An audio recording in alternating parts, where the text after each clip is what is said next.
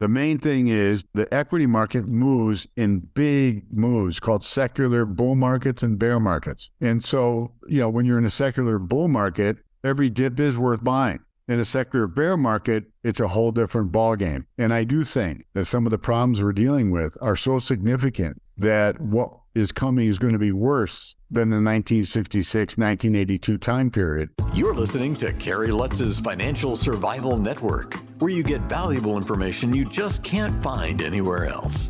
To thrive in today's trying times, you need the Financial Survival Network, now more than ever. Go to financialsurvivalnetwork.com and get your free newsletter and gift. Financial Survival Network, now more than ever. And welcome. You are listening to Watching the Financial Survival Network. I'm your host, Kerry Lutz. Well, we've got a real pleasure with us today, Jim Welsh, macrotides.com. Jim, it's great to have you back. So let me cut to the chase. The coming secular bear market and recession after mid-2023. Am I reading this right? You are. Basically, I have a special report called The Coming Secular Bear Market.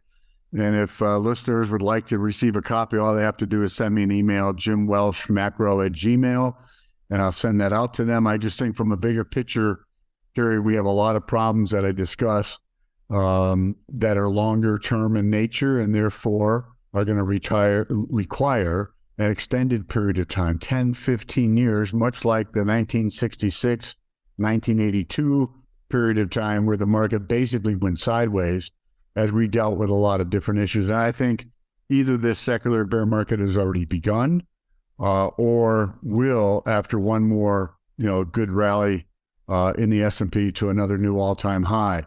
I just think people need to be prepared that the buy and hold approach that's worked really very well since 1982 probably will not serve the majority of investors well if I'm right about the coming secular bear market.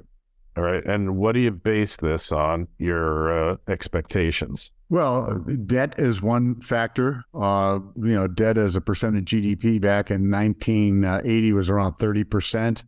It's pushing about 130% at this point in time. Debt as a driver of economic growth. Back in the 60s, each new dollar of debt generated about 80 to 90 cents of GDP. We're now down below 50 cents. So in other words, adding new debt is truly less bang for the buck. Demographics. GDP growth is really nothing more than the combination of the number of people entering the labor market plus productivity growth. And what we've seen is a tremendous slowing in the rate of births in the U.S., so that the labor market growth has dropped from 1 to 1.5% per year 40 years ago to about 0.3%. And we know based on the births of the last 20 years, Kerry, what's going to be happening in the next 20 to 30 years in terms of that, how many people are going to be coming into the labor market. And so that is going to continue to weigh on growth. And productivity has been growing about 1 to 1.5%. So what it really means is GDP growth will be less than 2% for the foreseeable future. And given the amount of debt, interest on that debt is rising significantly, as I'm sure you have discussed many times. So when you add it all up, and there's a number of other factors that go into this report, it just leads me to believe that we're going to see an extended period of lower growth. Plus, every 80 years, there's been a war. Well, we already have a war in Europe. Risk of a war with China over Taiwan and so forth. So a lot of longer term things kind of come into play. And that all adds up to me a more difficult environment where monetary and fiscal policy just don't have the same juice as they have in the past. And the net result is less growth in the economy, slower earnings growth, which also then means, I think, lower returns for investors. So we're looking at a depression here in the U.S.? There's a risk. I think one cannot eliminate it. To me, the main thing is most people simply buy and hold.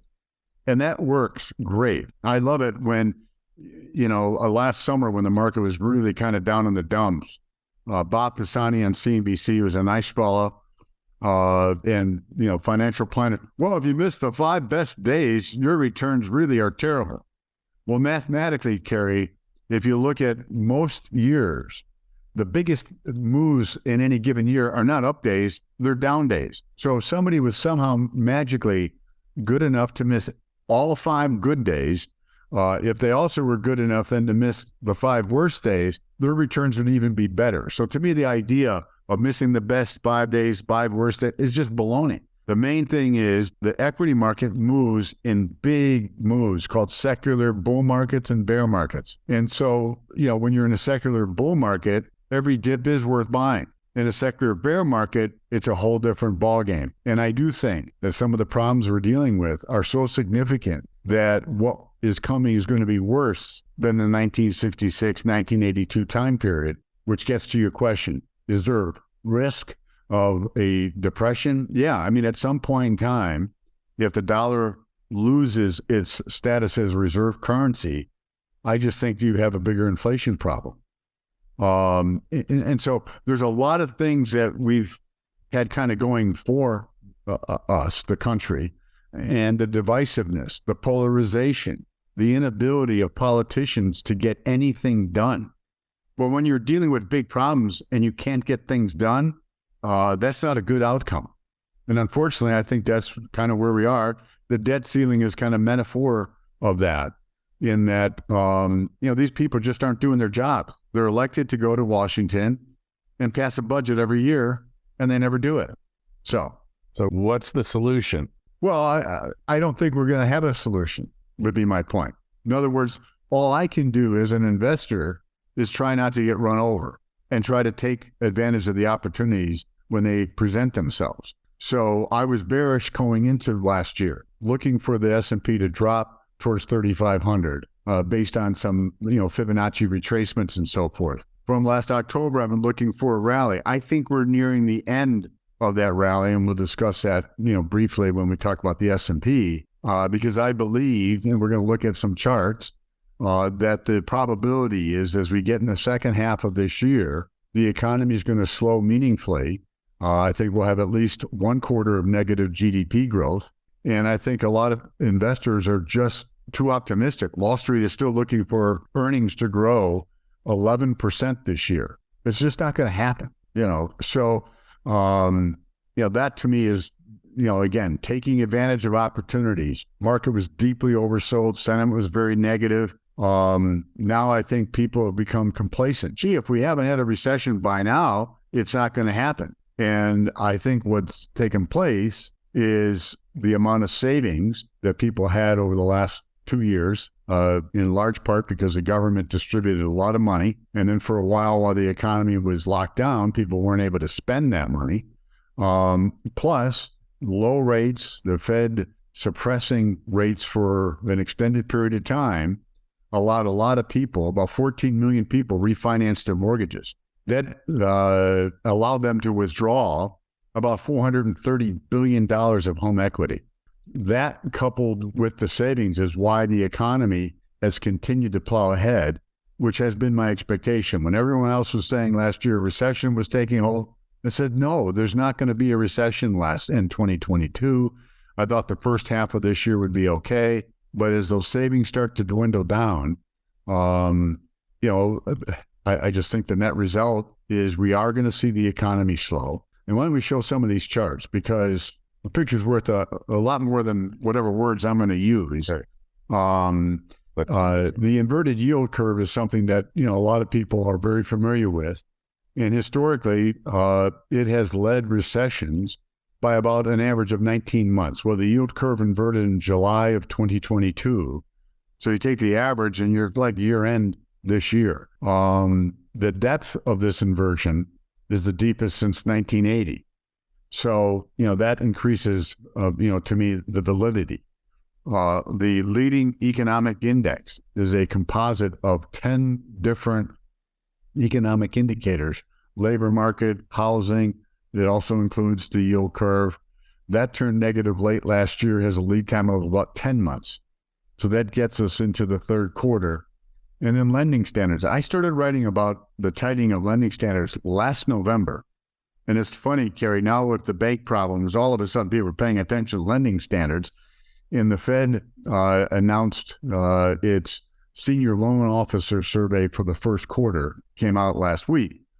And it showed 47% of all the banks increased tightened lending standards. And I heard a bunch of people say, well, that didn't increase that much. That wasn't that bad. I mean, in light of all the news about the regional banks, they went from 43 to 47% between the fourth quarter of last year and the first quarter of this year. So just looking at that, well, gee, that's not that big of a deal. The problem is if you go back the last 35 years, every time lending standards, more than 20% of banks increased their lending standards, there's been a recession. So if you look at the yield curve inversion, leading economic index, and the increase in lending standards, all three of those indicators have been 100% accurate in terms of forecasting a recession whenever they've reached the levels that they've reached. So to me, it's not a question of if we're going to have a recession, when. And that gets back to, consumers still having savings. Right. How severe it will be as well, right? Well, in the May macro tides, I went through and looked at commercial real estate. Office real estate buildings have lost more than 25% of their value. Apartments are down 18%. Small malls are down 18%. And we have over $1 trillion worth of loans coming due in the next 12 to 18 months on these properties. 67% of them, Kerry, have been extended by small banks. So that's the Achilles heel of small banks. So the thing about lending standards, it's not like a light switch. Oh, geez, they raise lending standards, the whole economy is going to come to a halt. What happens is if I don't have a loan for 3 months, the increase in lending standards doesn't impact me until my loan comes due, and now I got to renegotiate. Are they going to give me the same amount of money? How much more are they going to make me pay? So the Fed's increased rates by 5%. What typically happens is the banks will increase the spread above the prime rate. So the point being is that the increase in lending standards takes time to hit more and more of the borrowers. And with the big drop in the valuation of a lot of properties, a lot of banks aren't going to be willing to extend the loans that they've made. Some of these loans are going to, in other words, the property will be worth less than the loan. So all of that's yet to come. And the other thing is the average bank account pays about 50 basis points on savings. Well, you can get 4.5% to 5% in your sleep these days. So the deposit outflow from the banks, both large and small, is going to continue. And that's one of the foundations that the banking system utilizes. The more deposits, the more they can lend.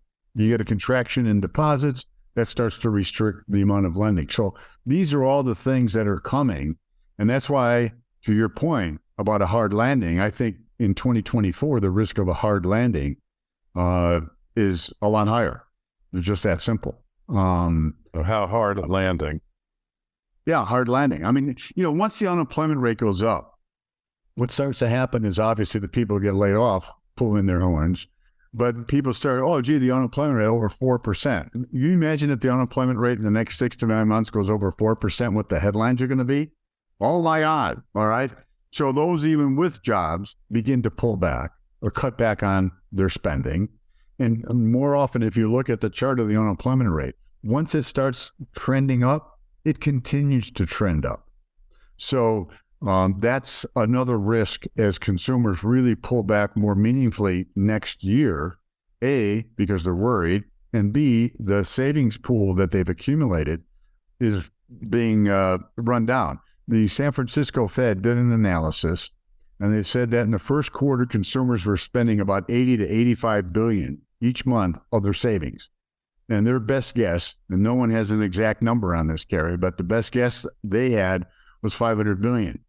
Well, you take 80 billion and you do that 6 months and you're just about at 500 billion. So again, my point, and to your question, is that next year, the risk of a hard landing, I think, goes up significantly because I think a bigger retrenchment by consumers is possible, and consumer spending is 70% of GDP.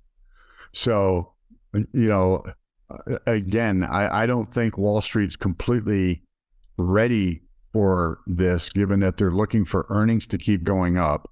And the other point is Powell and other members of the FOMC. Now, my take is I thought they'd raise the funds rate to 5.25, which they did at the May meeting. I think they're going to hit the pause button.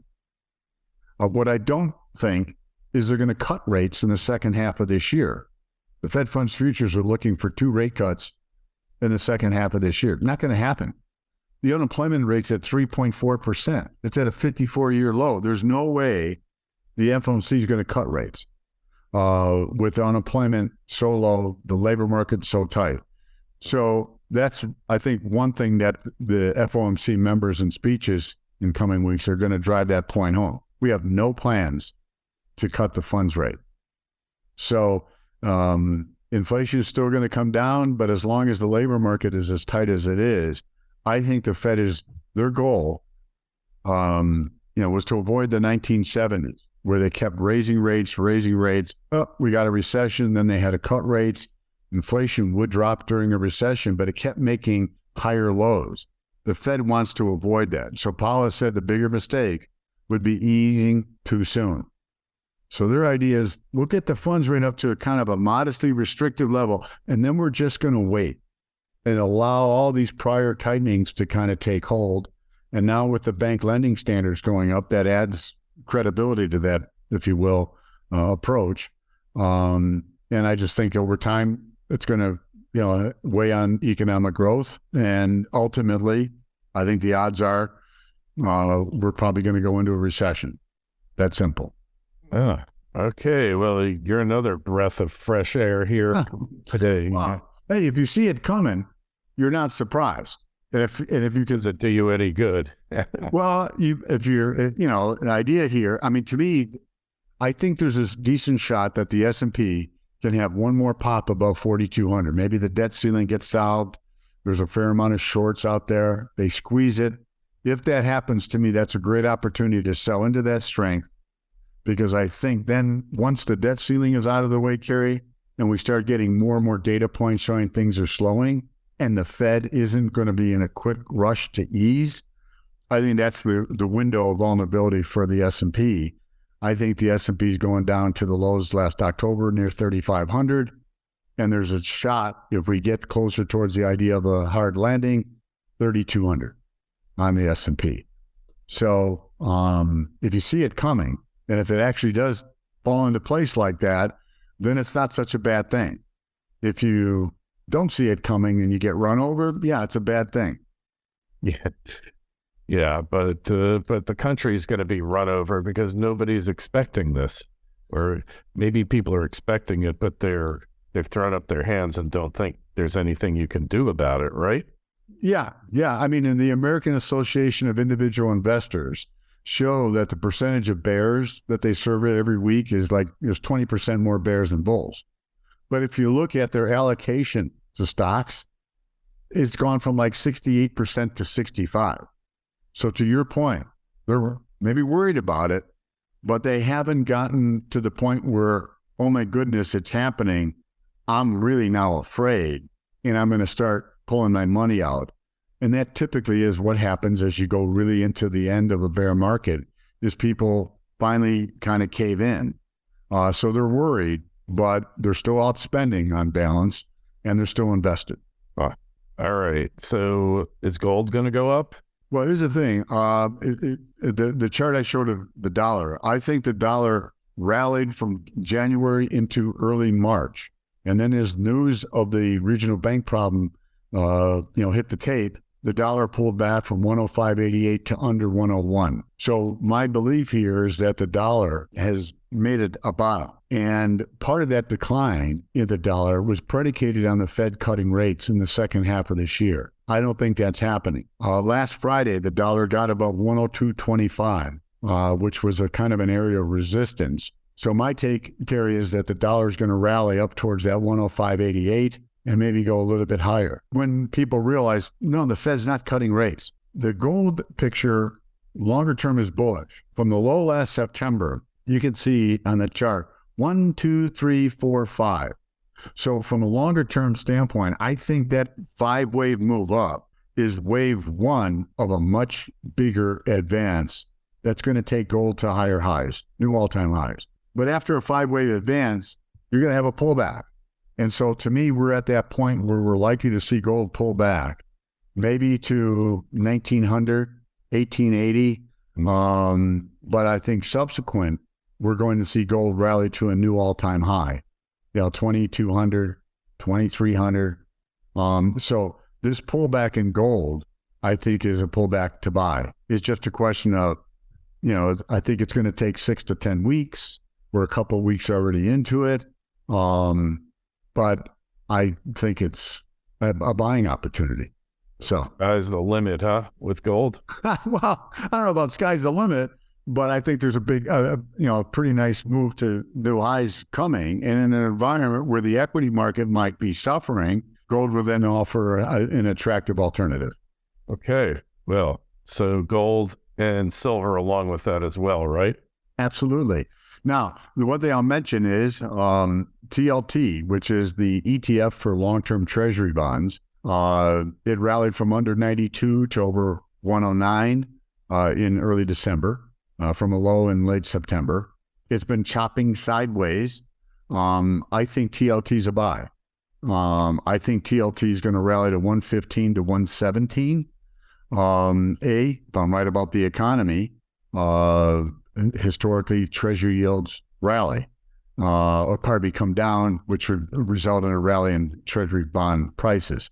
So to me, it's just nothing more than a big ABC, but from the area of around 103-ish up to 115 to 117, that's a pretty nice trade. So that's the other thing that I'm, if you will, positive on. So this isn't just going to be a localized U.S. banking debacle, though, either, right? It's going to be global. Yeah, I mean, I think if you look at real estate prices, a couple of months ago, I did a section in one of my letters looking at global housing prices. I mean, I think we were up like 50% real price increase since 2000. Places like New Zealand, Australia, even Great Britain was up like 80%. So in other words, the housing bubble we have a bubble here in the United States. The bubble overseas much larger. And the U.S. banks did, after the financial crisis, strengthen their balance sheets more so than the European banks and so forth. I mean, remember, there was a period of time when yields in Europe were so negative that if you lived, I think it was Sweden or Switzerland, one of those two, that the mortgage yields were below zero. The banks were basically paying homeowners. Talk about upside down. So the risk, I think, is greater in Europe than it is here. But, and again, I'm not looking for another financial crisis and so forth. But do I think housing prices can come down? Yeah, I do. Are they likely to come down? Yeah. In the face of rising inflation? Well, again, people, when the unemployment rate starts to tick higher, that's going to be the litmus test. Because one of the things that's been supporting housing prices is the lack of inventory. So you don't have forced selling. If the unemployment rate ticks up to 4.5%, you're going to get some more forced selling. Plus, you have, if you will, the demand side is also constrained. If you're sitting in a house with less than a 3% mortgage, you're not moving until mortgage rates come down significantly. Because if you move, you're going to immediately incur a much higher monthly cost in terms of your mortgage expense.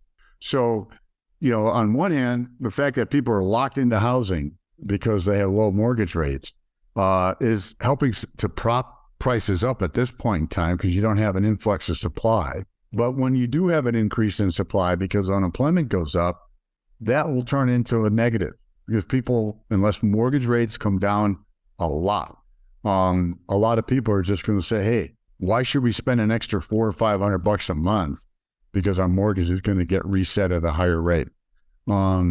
So I think the unemployment issue could be a driver that will weigh on housing prices. And you know how psychology is. It feeds on itself. So for a while, hey, housing prices are going up. Well, yeah, we got to buy it. We got, 20 offers above ask.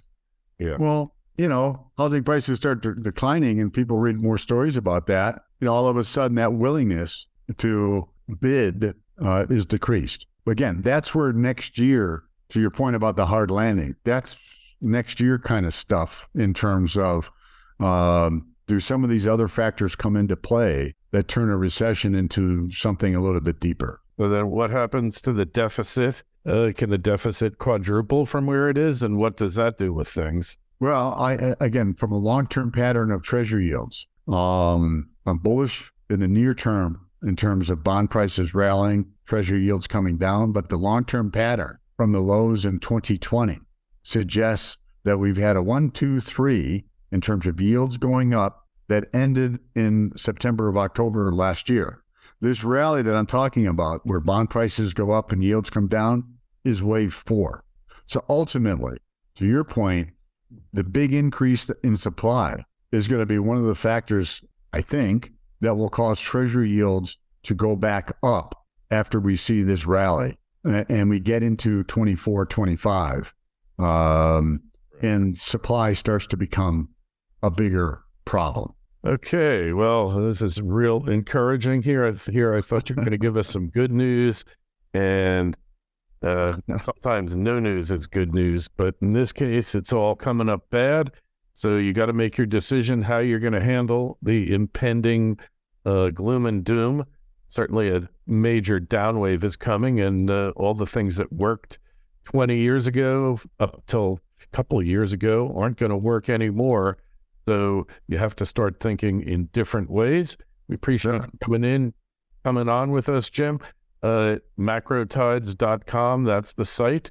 And hey, just send us an email, kl@kerrylutz.com. We'll send you a copy of all the charts. They'll be posted on the site. And if there's a question, comment for Jim or myself, kl@kerrylutz.com is the email address to use. And when you're at the site, financialsurvivalnetwork.com, make sure you sign up for your free newsletter so you can stay up to date on what Jim's talking about. Jim, always a pleasure to have you on, and we'll talk to you again soon. Thanks, Kerry. Enjoyed it. Thanks for listening to Kerry Lutz's Financial Survival Network, your solution to today's trying times. For the latest, go to financialsurvivalnetwork.com. Financial Survival Network, now more than ever.